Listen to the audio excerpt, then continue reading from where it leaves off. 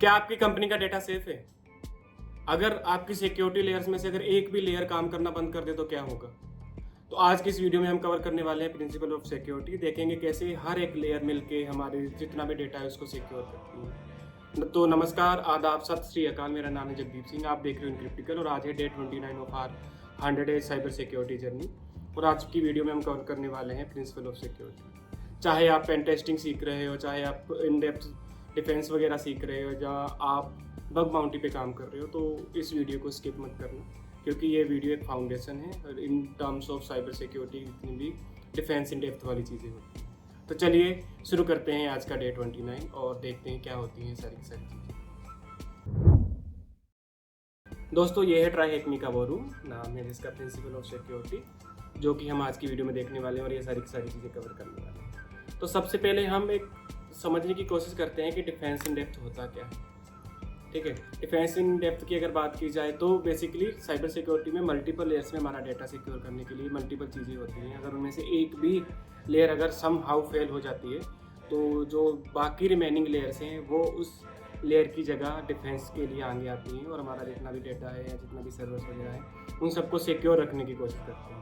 अगर हम electrical analogy में समझने की कोशिश करें तो जो सपोज कीजिए कि आपका जितना भी इलेक्ट्रिक सर्किट है, सबसे पहले वो ट्राई करेगा हमारे जितने भी इलेक्ट्रिक इक्विपमेंट्स वगैरह हैं उनको सेफ रखें। अगर समहाउ वो फेल हो जाता है तो उसके बाद हमारे फ्यूजेस वगैरह आते हैं। उसके बाद अगर वो भी समहाउ मतलब किसी अगर ज़्यादा भी इलेक्ट्रिक सरचार्जेस वगैरह आ जाए तो हमारे जितने भी इक्विपमेंट हैं आज के डेट में उनमें सब में एक सर्ज प्रोटेक्टर वगैरह लगा रहता है। तो बेसिकली ऐसे कर तो ये मल्टीपल लेयर्स ऐसे एक साथ मिल के काम करती हैं ताकि जितने भी हमारे इलेक्ट्रिक इक्विपमेंट्स वगैरह हैं वो सेफ रहें। सेम ऐसा ही हमारा आईटी में होता है। आईटी में भी ऐसे मल्टीपल लेयर्स होती है, जैसे फायरवॉल हो गया, हमारा ऐप का ऑथेंटिकेशन वगैरह हो गया, इनक्रिप्शन हो गया, मॉनिटरिंग हो गया, ऐसे करके और भी मल्टीपल लेयर्स होती हैं जो सारी की सारी ऐसे मिलके काम करती हैं ताकि हमारा जितना भी डेटा है, जाके जितने भी हमारे सर्वर्स वगैरह हैं, जितने भी सिस्टम्स वगैरह हैं वो सारी की सारी चीज़ें सेफ रहें।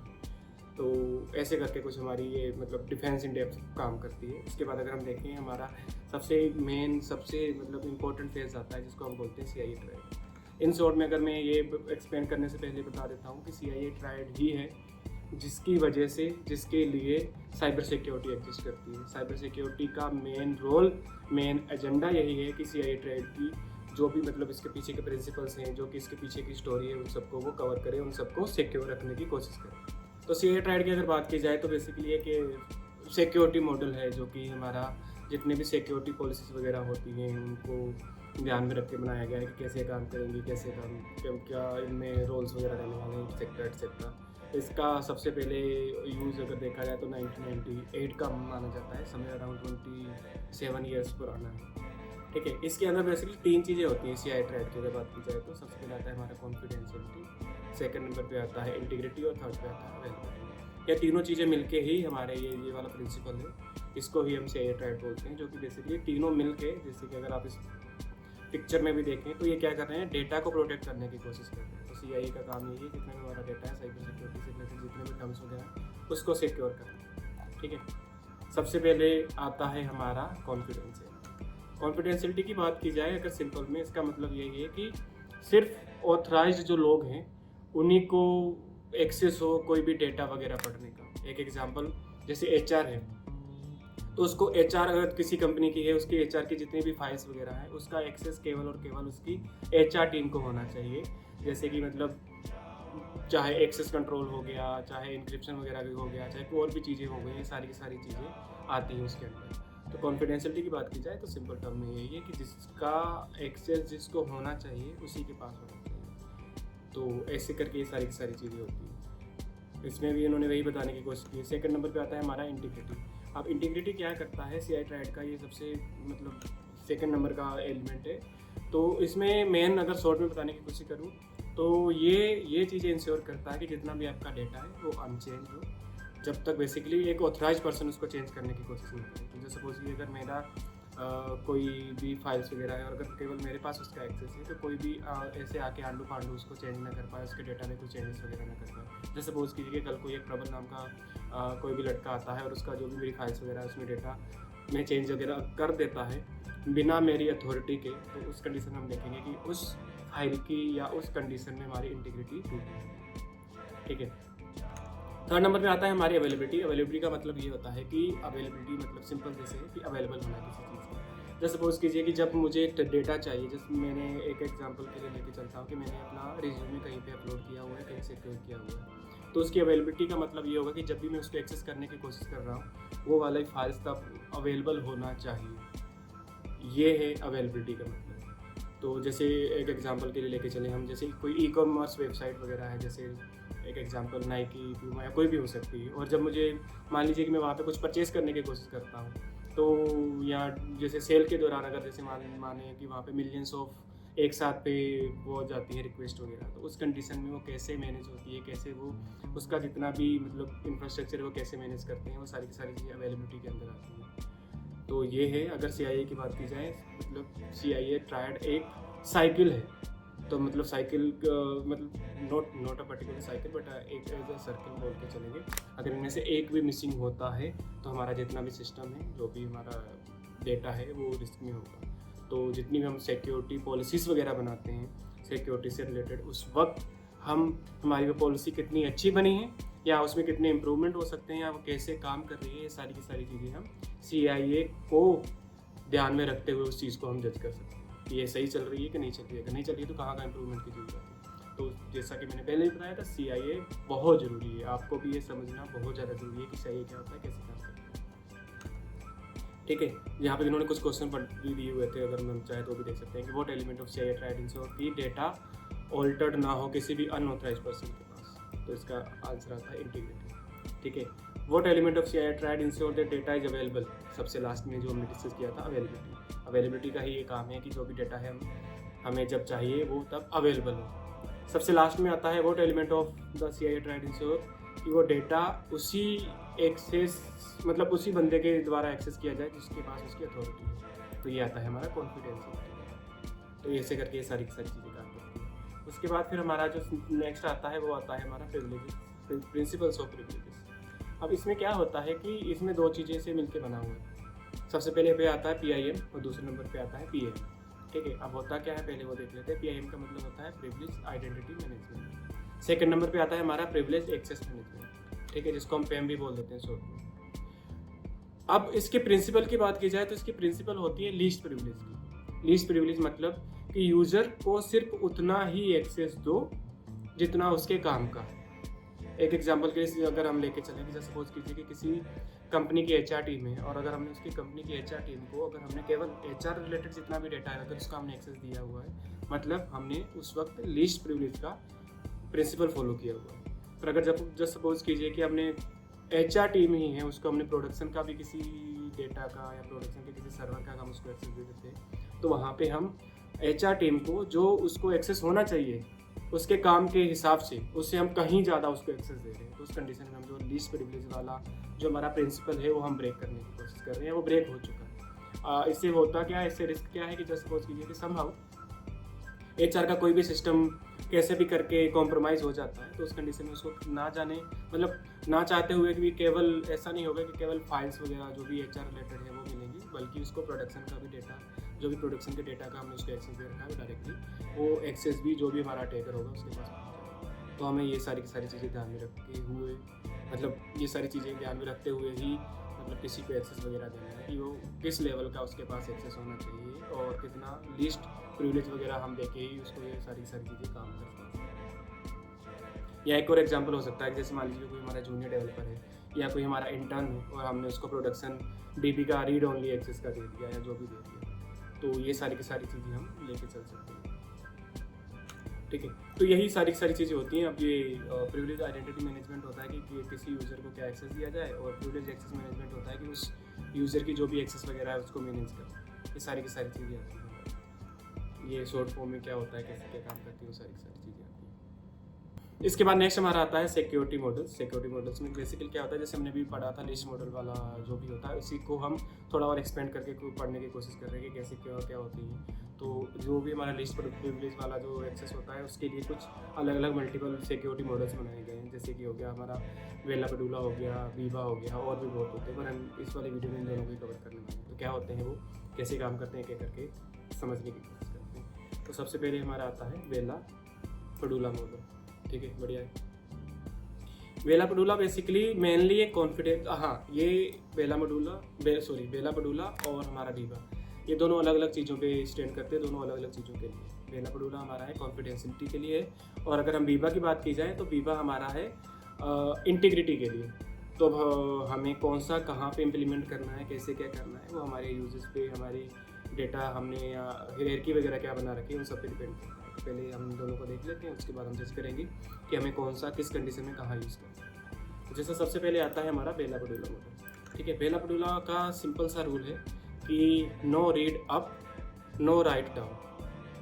ठीक है, दोबारा बोल देता हूँ, इसका रूल है no read up no write down. तो यहाँ पे ये हो क्या रहा है कि जितना भी हमारा टॉप सीक्रेट यूज़र है, मतलब हायर लेवल का जो यूज़र है, वो नीचे उससे जो भी जूनियर्स वगैरह हैं उन सब का डेटा पढ़ तो सकता है, पर उनमें कुछ चेंजेस नहीं कर सकता। जैसे सपोज कीजिए कि एक ही कंपनी में 3 हायरार्की है। हमारा हो गया ये नॉर्मल यूज़र, उसका ऊपर का यूज़र हो गया, मतलब मान लीजिए कि normal user, high privileges user, और थर्ड नंबर पे आता है हमारा एडमिन। तो इस कंडीशन में क्या होगा कि हमारा जो एडमिन है वो इन सब का डेटा पढ़ तो सकता है, क्योंकि यहाँ पे है नो रीड अप है, तो बट इसका मतलब कि ऊपर नहीं पढ़ सकता पर नीचे का तो पढ़ सकता है। तो जो जितने भी नीचे के यूजर्स हैं उन सबको वो पढ़ सकता है, पर जितने भी ये नीचे के हैं उनको लिख नहीं सकता, मतलब उनके डेटा में कुछ चेंजेस वगैरह नहीं कर सकता। तो ये बेला पडुला का मेन मोटिव है, इसके पीछे वो काम करता है। तो इसको एक एग्जांपल के साथ समझने की कोशिश कर सकते हैं। जैसे ये वाला इमेज में उन्होंने एक्सप्लेन करने की कोशिश की है कि एक यूज़र है बॉब, सबसे टॉप सीक्रेट, उससे नीचे आता है एलिस और सबसे नीचे आता है डेव। अब इस कंडीशन में बॉब क्या है, एलिस और डेव का डेटा रीड तो कर सकता है, क्योंकि इसका प्रिंसिपल ही यही है, इसका रूल ही यही है। तो जो भी एलिस ने या डेव ने स्टोर किया होगा वो सारी ये डेटा देख सकता है। पर अगर ये चाहे इसके ऊपर वाले यूज़र का पढ़ना, जैसे मान लीजिए कि एलिस है, एलिस बॉब का नहीं पढ़ सकता, पर एलिस डेव का पढ़ सकता है, क्योंकि एलिस से नीचे है डेव। और अगर डेव की बात की जाए वो बेचारा अन्यथा कुछ नहीं कर सकता, ना एलिस का डेटा पढ़ सकता है ना बॉब का, क्योंकि वो उसके ऊपर हायरार्की में बैठे हैं। तो ऐसे करके ये बेला पडुला वगैरह हमारा जो मॉडल है ये ऐसे करके कुछ काम करता है। अब ये यूज़ कहाँ होता है, जैसे तो इसका मेनली अगर यूज़ की बात की जाए तो जितने भी मतलब क्लासिफाइड एप्लीकेशंस वगैरह हो गई, जितना भी हमारा क्लासिफाइड डॉक्यूमेंट्स वगैरह है उस कंडीशन में यूज़ होता है। जैसे कि जैसे सपोज कीजिए कि किसी गवर्नमेंट के जितने भी ऑफिशियल डॉक्यूमेंटेशन वगैरह हो गया, या किसी कंट्री की कोई भी मिलिट्री वगैरह हो गया, इन सब के जो भी डॉक्यूमेंट्स वगैरह स्टोर होते हैं, इन सब के पीछे ये सारी चीज़ें एप्लीकेबल होती हैं, ताकि कोई भी ऑफिसर क्लासिफाइड डॉक्यूमेंट्स को ना मतलब उस पर राइट वगैरह नहीं कुछ कर सकता, उस पर चेंजेस वगैरह नहीं कर सकता। तो ये सारी चीज़ें। सेकंड नंबर पे आता है हमारा बीबा मॉडल। अब बीबा मॉडल जैसे मैंने पहले बताया था ये इंटीग्रिटी पे काम करता है। ठीक है, और इसका रूल भी सिंपल है। इसका रूल कहाँ गया, हाँ इसका रूल ये है no write up no read down. मतलब कि ये जो भी लो इंटीग्रिटी मतलब डेटा वगैरह है उसको चेंजेस करने के लिए इस चीज़ को रोकता है। एक एग्जांपल अगर कोई बात की जाए, किसी भी मान लीजिए कि एक बैंकिंग एप्लीकेशन है, उसमें कोई भी जूनियर है, वो भी कोई भी इंटीग्रिटी मतलब हायर इंटीग्रिटी जितने भी सिस्टम वगैरह हैं उसको उसमें कोई चेंजेस वगैरह नहीं कर सकता, उसमें कुछ डेटा वगैरह को मैनिपुलेट वगैरह नहीं कर सकता। तो ऐसे करके बीबा वाला प्रिंसिपल भी काम करता है। तो इस वाले में ये है कि जो डेव है ये ऊपर तो पढ़ सकता है पर नीचे वाले को नहीं पढ़ सकता। तो जो बॉब है वो नीचे वाले डेटा को कुछ भी पढ़ नहीं सकता, पर ऊपर वाले का पढ़ सकता है। तो ऐसे करके मल्टीपल लेयर्स में ये सारी चीज़ें काम करती हैं। तो मेनली ये दो सबसे ज़्यादा हैं जो यूज़ होते हैं। हाँ, अब हमें इन्हें बेसिकली आंखें बंद करके अप्लाई नहीं कर देना है कहीं पे भी।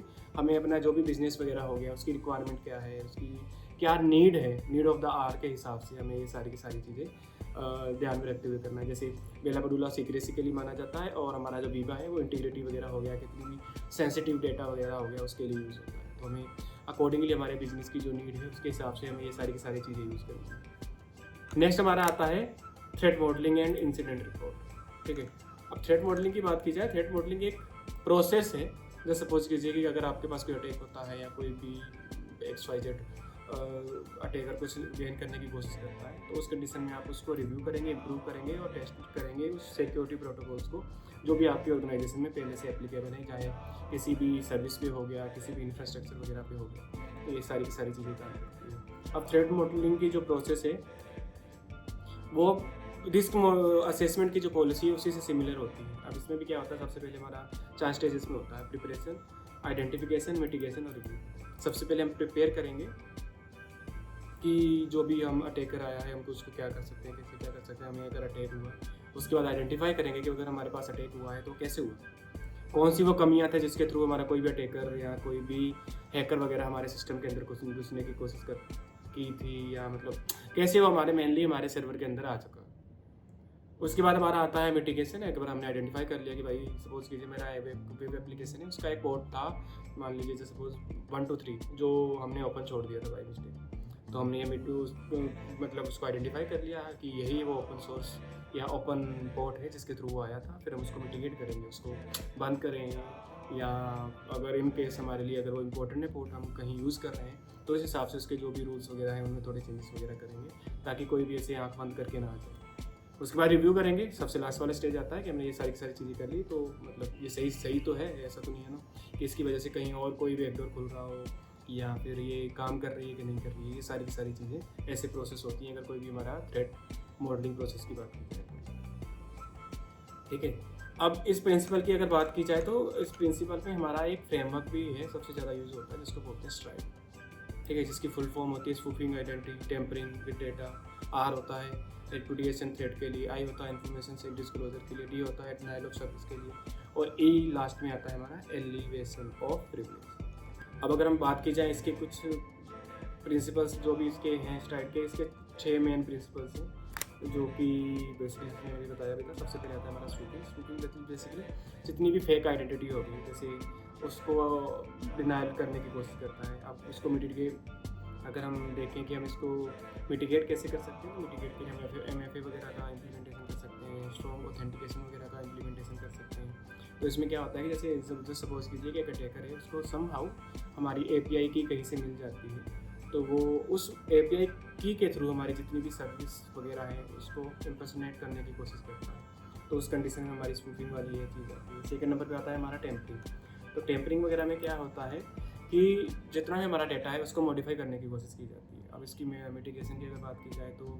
हमारी जितनी भी इंटीग्रिटी चेक्स वगैरह है वो हम इम्प्लीमेंट कर सकते हैं। एक एग्जांपल अगर बात की जाए तो कोई अटैकर है, वो हमारे ई-कॉमर्स अगर हमारी कोई वेबसाइट है तो उसका कोई डेटा वगैरह है, उसका कोई प्राइस वगैरह मैनिपुलेट करने की कोशिश करता है, तो ये सारी की सारी चीज़ें टेम्परिंग में आती हैं। थर्ड नंबर पे आता है हमारा रेपुडिएशन। अब इसमें क्या होता है कि जैसे सपोज कीजिए एक यूज़र है, वो क्लेम करता है कि उसने ऑथराइज़ नहीं किया है किसी ट्रांसफ़र के लिए। मतलब जैसे सपोज कीजिए कि एक यूज़र बोलता है कि भाई ये काम तो मैंने किया ही नहीं है।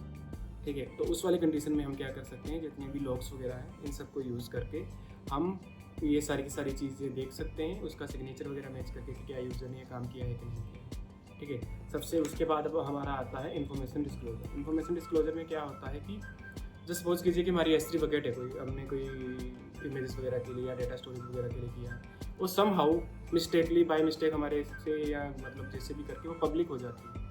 तो उस कंडीशन में हमारा इन्फॉर्मेशन डिस्क्लोजर वाला आ जाता है। उससे क्या होगा, हमारा जितना भी डेटा है वो लीक होने के चांसेस हो जाते हैं। अब इसको मिटिगेट करना हो तो वही एक्सेस कंट्रोल हमारा अच्छा होना चाहिए, इनक्रिप्शन हमारा अच्छा होना चाहिए कि समहाउ अगर हमारा डेटा लीक हो भी जाता है तो इनक्रिप्टेड होगा तो कोई पढ़ ही नहीं पाएगा। फिर आता है हमारा denial of service. Denial of service तो बिल्कुल सिंपल है। एग्जांपल की अगर बात की जाए तो कोई बोट हमारा जितना भी सर्विस वगैरह को उसको इतना ज़्यादा फ्लड करते रिक्वेस्ट है कि हमारी जितनी भी सर्विस है वो मतलब उसका लोड ही ना झेल पाए और उसकी जितनी भी सर्विस वगैरह है वो ठप हो जाए। तो ये सारी की सारी चीज़ें डिनाइल ऑफ सर्विस में आती हैं। जैसे हमारा मतलब उससे होता है क्या कि जितने भी हमारे रिसोर्सेज वगैरह हैं बहुत ज़्यादा एग्जॉस्ट हो जाते हैं। मान लीजिए कि मेरा कोई सर्वर है उसमें 10 GB के आसपास रैम है और हमारे पास रिक्वेस्ट इतनी ज़्यादा आ जाती है कि वो सर्वर उसको हैंडल ही नहीं कर पाता। क्या करेगा, एग्जॉस्ट हो जाएगा और बंद हो जाएगा। अगर हमें इसको मिटिगेट करना हो तो सिंपल सा फंडा है इसका, बहुत ईजी। हमें रेट लिमिटिंग लगाना होगी, हमें वेब का इम्प्लीमेंटेशन करना होगा। वेब मतलब वेब एप्लीकेशन फाइल है, तो ये सारी की सारी चीज़ें ध्यान में रख के ये सारी की सारी चीज़ों को कवर कर लेगा और हमें इससे बचा लेगा। उसके बाद आता है हमारा एलिवेशन ऑफ प्रिविलेज। इसमें ये होता है कि हमारा एक छोटा लेवल का यूज़र एक बड़े लेवल के यूज़र को का एक्सेस ले लेता है सब। जैसे हमने अभी थोड़े दिनों बाद पहले कुछ देखा भी था कि SQL में क्या होता है कि एक ऐसा यूज़र जिसके पास कोई एक्सेस ही नहीं है वो भी समहाउ कैसे ना कैसे करके थोड़ा बहुत खेल के एडमिन वगैरह का टेक ओवर वगैरह में। तो ये सारी की सारी चीज़ें आती हैं हमारी एलिवेशन ऑफ प्रिविलेज में। अगर हमें इसका मिटिगेट करना हो तो वही, अगर SQL का मिटिगेशन तो सिंपल है, हमें इनपुट वैलिडेशन वगैरह करना होगा, हमें लीस्ट प्रिविलेज वाला प्रिंसिपल को ध्यान में रखते हुए सारी की सारी चीज़ें करना होगा। तो हमारा जो स्ट्राइड है, हम इसका मतलब बेसिकली यूज़ कहाँ होता है कि जब हम कोई भी एप्लीकेशन को डिज़ाइन कर रहे हैं या फिर कोई भी हमारे पास रिस्क वगैरह आता है, कोई भी अटैक वगैरह होता है थ्रेड मॉडलिंग के टाइम पे, हम स्ट्राइड का यूज़ करके हम थ्रेड्स वगैरह को अर्ली स्टेज में ही पकड़ने की कोशिश कर सकते हैं और उसको फिर हम मिटिगेट कर सकते हैं। ये सारी की सारी चीज़ें हमारी आती हैं स्ट्राइड वाले प्रिंसिपल वगैरह में। उसके बाद हमारा नेक्स्ट आता है इंसिडेंट रिस्पॉन्स। अब सबसे पहले बात की जाए तो इंसिडेंट क्या है, जैसे भी सिक्योरिटी वगैरह में कोई भी ब्रीच हो गया, अटैकर ने कोई अटैक कर दिया, कोई डेटा वगैरह चोरी हो गया, ये सारी की सारी चीज़ें हमारा एक इंसिडेंट मानी जाती है। अब उस इंसिडेंट को होने के बाद बेसिकली तो हम कैसे रिस्पॉन्स कर रहे हैं, कैसे हम मतलब डेटा वगैरह में क्या कर रहे हैं, कैसे हम उसको कवर करने की कोशिश कर रहे हैं, कैसे उसको हटाने की कोशिश कर रहे हैं, कवर तो नहीं बोलूँगा पर मिटिगेट कैसे कर रहे हैं, वो सारी की सारी चीज़ें हमारी इंसिडेंट रिस्पॉन्स में आ जाती हैं। बेसिकली इंसिडेंट रिस्पॉन्स ही है ये तय करता है कि आप कैसे उसको रिस्पॉन्ड कर रहे हो, कितनी जल्दी कर रहे हो, कैसे स्मार्टली उसको रिस्पॉन्ड कर पा रहे हो, ताकि वो और ज़्यादा हमारा डेटा चोरी ना कर पाए और हम उसको वहीं पर रोक सकें।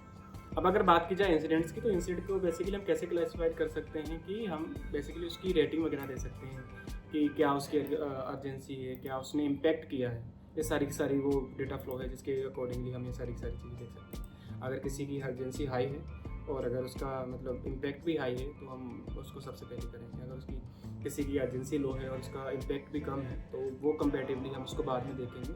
अगर वहीं पे अगर सेम अगर एक से ज़्यादा मल्टीपल हमारे कोई इंसिडेंट्स हो रखे हैं और अगर कोई हाई अर्जेंसी वाला अगर कोई इंसिडेंट हुआ है उसको हम पहले को रिजोल्व करने की कोशिश करेंगे। अब अगर बात की जाए तो इसके भी 6 फेजेस होते हैं, ठीक है। सबसे पहले आता है हमारा प्रिपरेशन कि हम सबसे पहले आता है हमारा प्रिपरेशन में बेसिकली हम ये इंश्योर करते हैं कि कौन कौन से डेटा वगैरह बैकअप वगैरह लेना, जैसे क्या करेंगे हम प्रिपरेशन में। मेनली यही होता है कि हम उस रिसोर्सेस वगैरह के पास हमारे पास क्या प्लान है डील करने के लिए उस इंसिडेंट रिस्पॉन्स।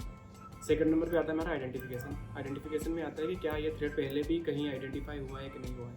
अगर पहले भी हुआ था तो हम चेक करते हैं कि हम उसको कैसे रिजोल्व करेंगे। अगर नहीं हुआ है तो हम क्या इस टाइम भी हमने उसको करेक्टली आइडेंटिफाई किया है कि नहीं किया, ठीक है। थर्ड नंबर पे आता है हमारा कंटेनमेंट में आता है कि क्या वो सिक्योरिटी इंसिडेंट है उसको हम कंटेन कर सकते हैं। जैसे सपोज कीजिए कि अगर हमारे एक सिस्टम पे अगर उसने किसी ने अटैक किया है तो हम उसको कंटेन करने की कोशिश करेंगे कि वो एक सिस्टम तक ही पहले रहे। ऐसा ना हो कि हमारे मल्टीपल सिस्टम तक वो अटैक करे, उससे पहले हम उसको रोकने की कोशिश करते हैं, ठीक है। उसके बाद आता है हमारा इरेडिकेशन। तो हम जो भी एक्टिव वो थ्रेट वगैरह है, जो भी इशू वगैरह है, जो भी अटैक किया है, हम उसको फिर वहाँ से इरेडिकेट करते हैं, मतलब उसको वहाँ से काट फेंकते हैं, निकालने की कोशिश करते हैं, उसको रिजोल्व करते हैं, मिटिगेट करते हैं।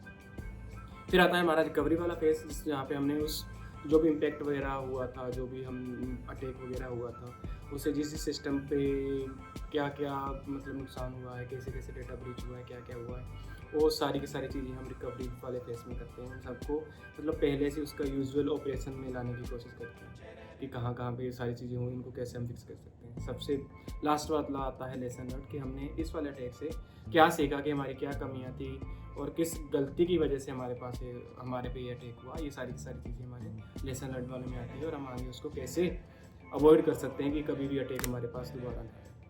और अगर मैं इसको शॉर्ट में समझाने की कोशिश करूँ तो जैसे इमेजिन कीजिए कि आपके पास कोई फिशिंग का ईमेल वगैरह आता है, ठीक है, कि और उस ईमेल वगैरह की वजह से क्या होता है कि आपका एक एडमिन अकाउंट है जो कि कॉम्प्रोमाइज़ हो सकता है। तो उस कंडीशन में हमारे स्टेप्स ये होंगे। सबसे पहले हम उसको डिटेक्ट करेंगे, ठीक है, कि हमारा सस्पिशियस लॉगिन वगैरह हुआ है कहीं पे, ठीक है। सेकंड नंबर पे आता है हमारा कंटेनमेंट कि हम जो भी उसका टोकन वगैरह लॉगिन के लिए यूज़ हुआ है उसको रिवोक करने की कोशिश करेंगे। थर्ड नंबर पे आता है हमारा इरेडिकेट। तो इरेडिकेट में क्या होता है कि हम जो भी क्रेडेंशियल वगैरह हमारे लीक हुए हैं उसको हम रीसेट वगैरह कर देंगे। जैसे सपोज कीजिए कि हमारा एडमिन का यूज़र नेम वगैरह सारी चीज़ें गई हैं तो हम उसको रीसेट कर देंगे। जितने भी बैकडोर वगैरह उसने जनरेट किए हैं वो सारी चीज़ें हटा देंगे। फिर हमारा आता है रिकवरी में अगर हमारी कोई सर्विस वगैरह उससे इम्पैक्ट हुई है तो हम उसको रिस्टोर करने की कोशिश करते हैं। और अगर आता है हमारा लेसन लर्न की बात, तो हमने ये सीखा कि फिशिंग हमारे पे कैसे हुई, कैसे क्या चीज़ें हुई, कैसे हम उस फिशिंग वाले सिनेरियो को लेके हमारा जो भी